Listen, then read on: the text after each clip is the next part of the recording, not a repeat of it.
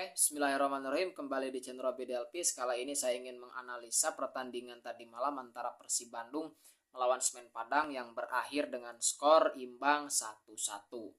Nah, ini Persib Bandung yang di atas kertas diunggulkan ternyata berhasil ditahan imbang.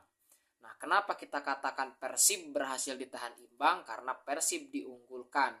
Sehingga ketika Semen Padang berhasil menahan imbang, maka bagi Semen Padang itu bukan sesuatu yang biasa, melainkan sesuatu yang luar biasa. Oke, melihat pertandingan ini banyak mungkin ya orang yang akan melihat ada apa gitu kan. Nah, ada apa terutama kepada kubu Persib Bandung. Ada apa, atau misalnya mempertanyakan beberapa keputusan daripada Coach Bojan Hodak. Oke, kita bahas dulu dari sisi Semen Padang ya. Pertama, Semen Padang secara psikologis, secara psikis para pemain tentu masih sulit untuk bangkit. Kenapa sulit untuk bangkit? Karena di pertandingan sebelumnya mereka dibantai begitu banyak ya, total kemasukan 8 gol. Kemudian selama ini belum mampu memenangkan banyak pertandingan. Nah, sehingga biasanya tim yang terus-menerus mengalami hasil minor, apakah terus-menerus imbang atau bahkan kalah, nah biasanya sulit untuk bangkit ya, sulit untuk bangkit. Itu. Nah, kemudian Semen Padang juga kalau kita lihat dari segi permainan jauh dari kata istimewa ya. Jauh dari kata istimewa. Pertahanannya, kemudian penyerangannya sangat tidak rapih ya, tidak ada chemistry, tidak ada kerjasama di antara pemain yang betul-betul bagus, sehingga ya mungkin kita akan menganggap wajar ketika Semen Padang bisa dibantai oleh Dewa United. Nah, tetapi ketika berhadapan dengan Persib Bandung yang notabene merupakan salah satu tim produktif di Liga 1, dan banyak orang terutama supporter tentu berekspektasi bahwa Persib ya istilahnya akan menang bahkan membantai. Nah, Semen Padang tetapi kenyataannya justru malah imbang ya, masih bersyukur tidak kalah juga. Tentu ini menjadi hal yang aneh gitu kan. Nah, kenapa padahal Persib Bandung dalam form yang baik, kemudian bermain di rumah ya, di rumahnya sendiri, bertindak sebagai tuan rumah, kemudian punya squad yang luar biasa, permainan yang oke, tetapi selalu kesulitan melawan tim papan bawah ya. Kalau kita lihat atau kita dengar statement dari Coach Bojan Hodak sebelumnya, salah satu alasan kenapa Persib menganggap pertandingan ini sulit adalah karena waktu pemulihan mereka, recovery mereka memang kurang gitu ya.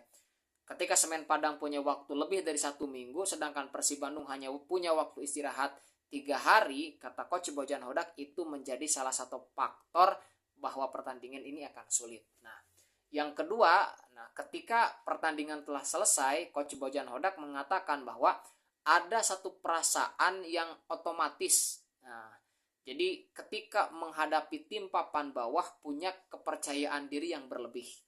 Dan itu bisa kita lihat ya di pertandingan tadi malam.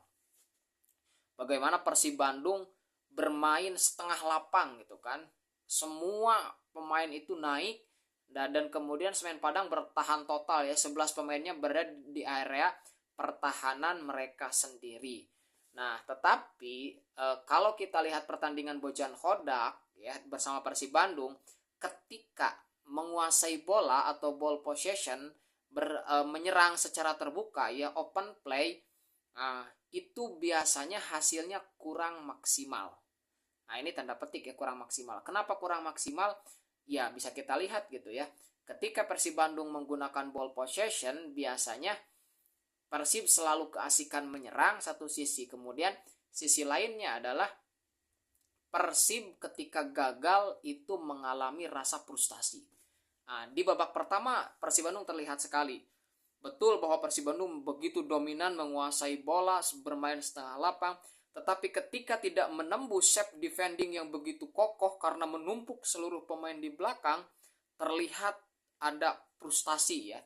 Jadi tembakan-tembakan, tidak ada ancaman yang benar-benar menusuk, yang nodal, yang berarti bagi Semen Padang, kecuali gol dari Ciro Alves, itu pun hasil rebound. Nah, artinya memang ketika Persib Bandung menguasai ball possession, kemudian Persib Bandung mengurung, biasanya rasa kepercayaan diri, kurang sabar, membuat mereka pada akhirnya selalu mendapatkan hasil yang tidak optimal. Itu kita lihat kalau di periode Luis Milla di akhir, ya bagaimana bermain dengan Persita Tangerang, bermain dengan Persikabo juga, kita seperti tanda petik kata komentator itu kesetanan ya. Persib Bandung itu bermain seperti kesetanan. Ya begitu dominan, begitu menguasai ball position, terus menerus menyerang, tetapi frustasi sehingga 1 kali 2 kali counter attack mereka terkena counter attack. Nah, jadi harus diakui strategi Eduardo Almeida pada pertandingan ini, walaupun menargetkan 3 poin ternyata dapat 1 poin, itu cukup berhasil ya. Dan terlihat memang Semen Padang sejak awal menerapkan taktik seperti itu. Mereka menerapkan taktik bertahan total. Karena betul, prinsip bagi Semen Padang adalah jangan kebobolan. Atau kalaupun kebobolan, jangan terlalu banyak. Sebab hasil seri, kebobolan yang sedikit, itu sedikit demi sedikit akan mengangkat moralitas atau psikologi daripada pemain Semen Padang. Jadi bagi Semen Padang bisa jadi hasil seri ini rasa menang ya. Tetapi bagi Persib Bandung, ini adalah hal yang sangat mengecewakan seperti yang dikatakan oleh pelatih sendiri ya, Coach Bojan Hodak. Oke, ini tentu hal yang sangat tidak diharapkan oleh Persib Bandung. Nah, hal kedua yang perlu dicatat adalah tentang pergantian pemain. Ini juga cukup ya, walaupun mungkin kita bisa mengerti bahwa Coach Bojan Hodak mungkin mulai mengalihkan fokus ke pertandingan di Asia melawan Lion City Sailor. Makanya ketika di babak kedua, 2 pemain yang sebetulnya cukup baik bermain di babak pertama ya, Edo Febriansah dan Milson Lima ditarik kemudian digantikan oleh beberapa pemain. Tetapi yang cukup aneh adalah pergantian pemain, beberapa pemain inti ya, seperti dimasukkannya Ferdiansah, Cecep, kemudian dimasukkannya Robi Darwis mengganti Kakang, kemudian juga mengganti pemain-pemain lain yang sebetulnya bermain sangat baik. Artinya ketika Persib butuh kemenangan tetapi pemain yang dimasukkan justru dianggap ya grade-nya itu lebih rendah, ini menjadi satu keputusan yang aneh. Harusnya kan pemain yang dimasukkan itu lebih menggila, lebih luar biasa daripada pemain sebelumnya. Itu yang makanya ya kita menjadi melihatnya jadi aneh apa yang sesungguhnya direncanakan oleh Coach Bojan Hodak. Mungkin menyimpan Edo atau Milson Lima untuk pertandingan selanjutnya, ya bisa jadi seperti itu. Hanya saja ketika tim butuh menang, ada kalanya lebih baik tetap menurunkan pemain-pemain itu. Nah, catatan yang ketiga adalah kepercayaan diri yang berlebih inilah yang harus terus dikendalikan oleh para pemain Persib Bandung. Saya sebetulnya berharap di babak kedua Coach Bojan Hodak menginstruksikan para pemainnya untuk lebih bersabar ya. Lebih bersabar memancing lawan untuk keluar. Nah, bukan terus-menerus menyerang ya, keasikan menyerang sehingga terkena counter attack gitu kan. Nah, dan harus diakui di babak kedua permainan Persib Bandung itu tidak begitu jelas ya, tanda petik amburadul gitu kan. Entah tidak jelas, seperti tidak jelas pembagian tugas siapa gitu kan. Pemain tengah begitu banyak, kemudian pemain yang dimasukkan ya ada yang bagus ya, tetapi beberapa justru malah menurunkan intensitas, menurunkan kesolidan ya di lini-lini yang dimiliki oleh Persib Bandung. Sehingga ya tentu sekali lagi ini adalah hasil yang mengecewakan bagi Persib Bandung dan ini hasil yang luar biasa bagi Semen Padang.